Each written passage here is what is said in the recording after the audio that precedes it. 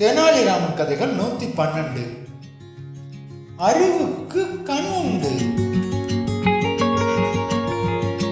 விஜயநகர சாம்ராஜ்யத்தில் ஒரு நாள் அரண்மனைக்கு கனகராஜன் என்ற ஒரு வைர வியாபாரி வந்தான்.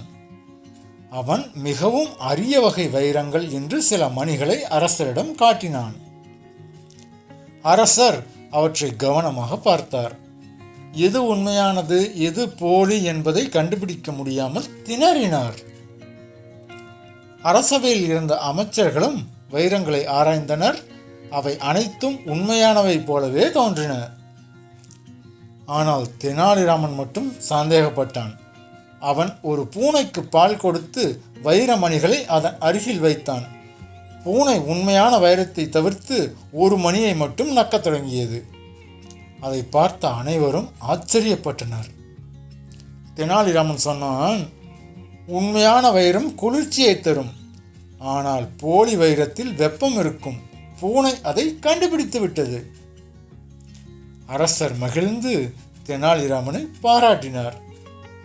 ஆனால் கனகராஜன் அதை ஏற்கவில்லை.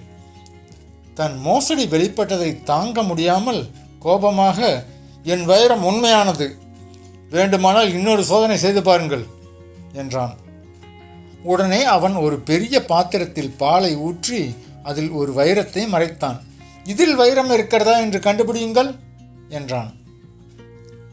தெனாலிராமன் அந்த பாத்திரத்தை வெயிலில் வைக்க சொன்னான். சில மணி நேரங்களில் பால் கெட்டு போனது.